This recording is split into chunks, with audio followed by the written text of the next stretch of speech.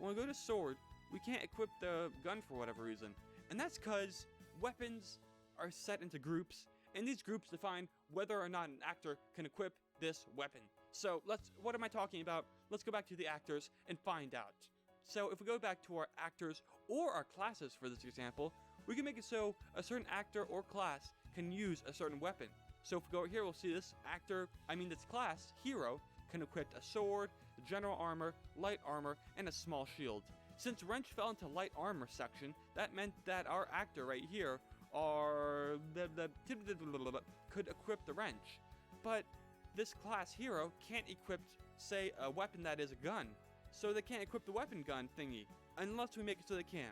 And to do so, I guess we have to go all the way to this equip section right here. We make so equip weapon, gun, and now make it so this class, the hero class, can equip gun weapons. So now back in the game, if we go to equipped once again and go to our protagonist, go to equipped, we'll find that, hey, now we can equip one of these guns. It'll increase our attack by 10, we'll equip it, and we'll say, hey, now we have a gun. Yeah! And for the most part, that's really all there is for weapons and armors. Just make it so you have certain weapons, certain armors, make it so certain classes can or cannot equip these weapons or armors to make it so certain limits or not limits at all. Perhaps you want to go down to the types and make so there's only one type of armor, one type of weapon, and every actor can equip this weapon or armor, so you don't have to worry about having all these crazy different limits and confusingness in your game. On the other hand, you can make so there's 100 types of weapons, 100 types of armors, 100 types of equipment types, and then use them to manipulate everything and make it so it's impossible to get anything. And it's up to you what you're going to do in your game. And that's all for this tutorial. I guess that's really it. So like if you like the video, subscribe if you want to see more. Until next time, RPG Maker tutorial end.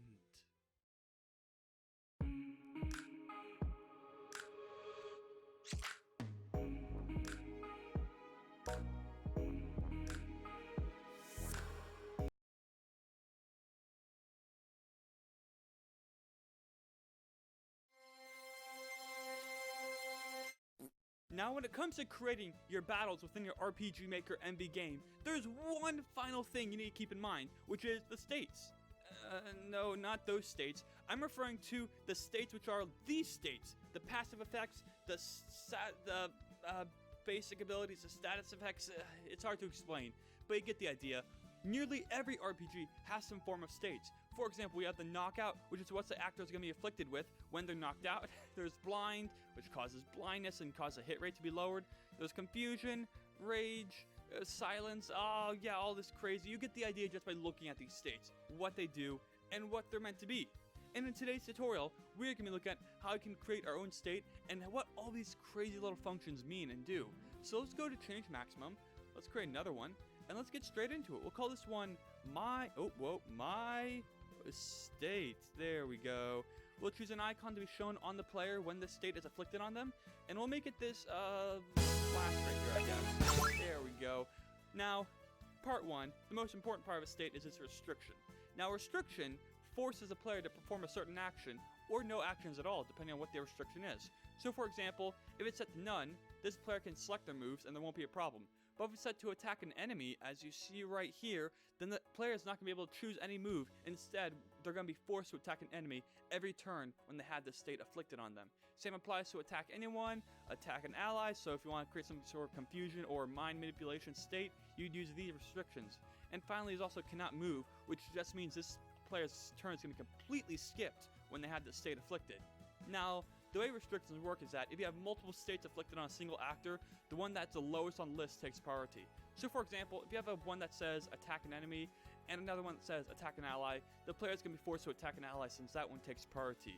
Now, don't get that confused with the actual priority right here, which actually just refers to what's displayed.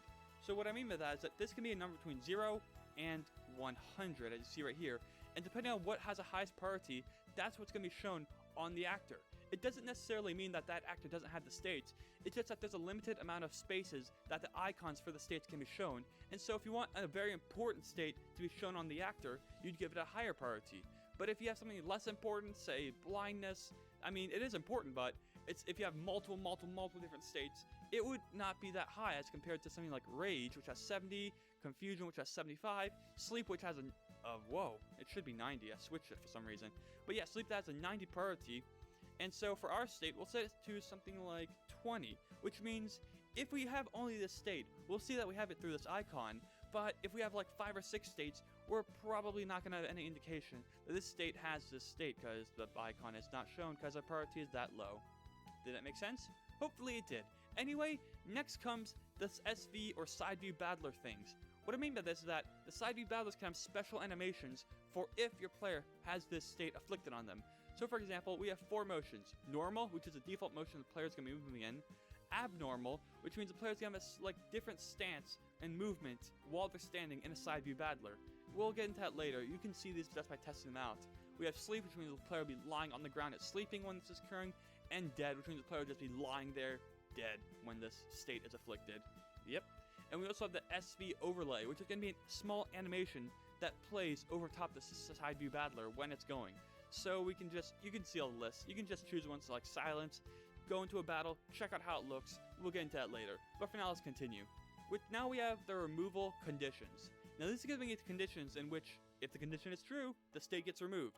So a basic one you probably want to have for most of your states is remove at battle end, which means the state's going to be removed when the battle ends.